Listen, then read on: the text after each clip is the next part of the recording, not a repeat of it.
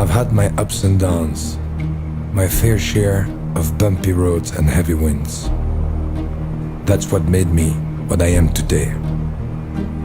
Now I stand here before you. What you see is a body crafted to perfection, a pair of legs engineered to defy the laws of physics, and a mindset to master the most epic